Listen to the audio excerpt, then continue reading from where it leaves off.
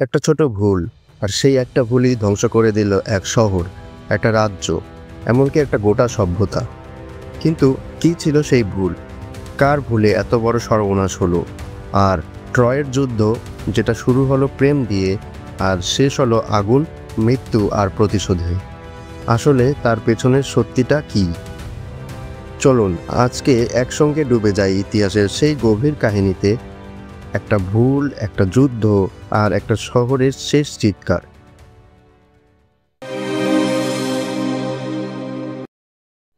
Troy শহরটা কেমন ছিল? আজ থেকে প্রায় 3000 বছর আগের কথা। তুরস্কের পশ্চিম দিকে ছিল এক দুর্ধর্ষ শহর, ট্রয়। বাণিজ্য, সংস্কৃতি আর প্রতিরক্ষা, তিন দিক দিয়েই ট্রয় ছিল দারুণ শক্তিশালী। এই শহরের রাজা ছিলেন প্রিয়াম। তার দুই ছেলে, হেক্টর এক বীর যোদ্ধা এবং প্যারিস এক সৌন্দর্যপ্রিয় স্বপ্নবিলাসী যুবরাজ। আর এই প্যারিসই একদিন এমন একটা সিদ্ধান্ত নেবে যা দিয়ে ট্রয়ের কবর খুঁড়ে ফেলবে সে নিজেই। যুদ্ধের শুরু। গল্পটা কিন্তু মাটি থেকে নয়, শুরু হয়েছে স্বর্গ থেকে, গ্রিক দেবতাদের রাজ্য থেকে। একবার দেবতারা এক রাজকীয় বিয়ের নিমন্ত্রণ পেলেন। সবাই আসতে পারলেন, শুধু অ্যারিস, কলহের দেবী, বাদ পড়লেন। অ্যারিস রাগে একটা সোনালি আপেল ছুঁড়ে দিলেন অনুষ্ঠানে, তাতে লেখা সবচেয়ে সুন্দরীর জন্য। বাঁচে কে? 3 দেবী, হেরা, অ্যাথেনা আর অ্যাফ্রোডাইট। সবাই দাবি করলেন আমি সবচেয়ে সুন্দরী। কেউ কাউকে মানছেন না, তাই তারা বিচারকদের খোঁজে পড়লেন। শেষ পর্যন্ত ট্রয়ের যুবরাজ প্যারিসকে ডাকা হলো।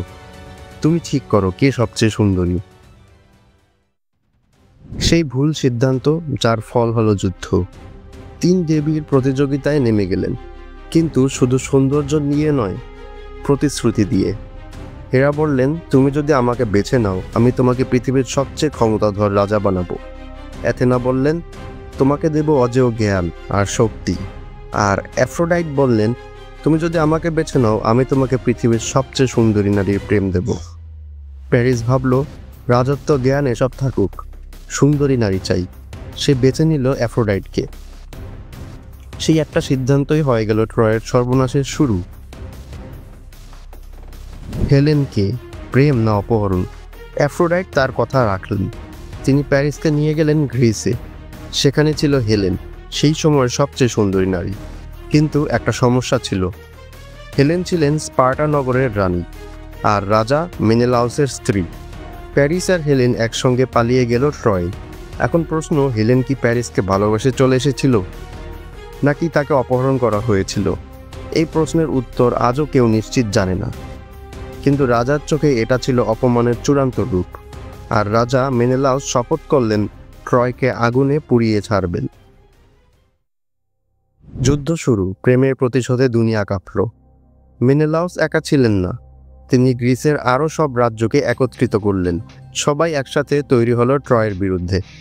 গ্রিক বাহিনীর নেতৃত্বে ছিলেন আগামেমনন, অডিসিয়াস এবং সবচেয়ে ভয়ঙ্কর যোদ্ধা অ্যাকিলিস। ওদিকে ট্রয়ের পক্ষে দাঁড়ান হেক্টর, এক সাহসী যোদ্ধা, শহরের ভরসা। যুদ্ধ শুরু হলো। 1 বছর, 2 বছর, তারপর 3, পুরো 10 বছর চলল রক্তপাত, প্রতিশোধ আর ধ্বংস। অ্যাকিলিস ভার্সেস হেক্টর, সেই চূড়ান্ত সংঘর্ষ। এই যুদ্ধে সবচেয়ে বিখ্যাত লড়াই ছিল হেক্টর বনাম অ্যাকিলিস। প্রথম দিকে অ্যাকিলিস যুদ্ধ করছিলেন না, কিন্তু যখন তার প্রিয় বন্ধু পেট্রোক্লাস হেক্টরের হাতে নিহত হন, তখন অ্যাকিলিসের মধ্যে আগুন জ্বলে ওঠে। সে ফিরে এলো যুদ্ধে, ভয়ঙ্কর রূপে। হেক্টরকে একে একে হারিয়ে হত্যা করল অ্যাকিলিস। ট্রয় যেন হারিয়ে ফেলল হৃদয়টাকে। সেই বিখ্যাত কাঠের ঘোড়া, ট্রয়ের পতন। যুদ্ধ চলছিল, কিন্তু ট্রয় ভাঙছিল না। তখন অডিসিয়াস এক চালাকি করল। এক বিশাল কাঠের ঘোড়া বানিয়ে তাতে কিছু গ্রিক সৈন্যকে লুকিয়ে রাখল।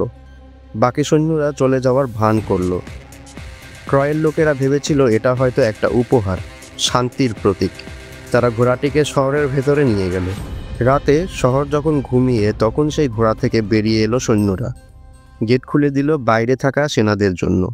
আর আগুন, ধ্বংস আর চিৎকারে এক রাতেই মাটিতে মিশে গেল মহান শহর ট্রয়।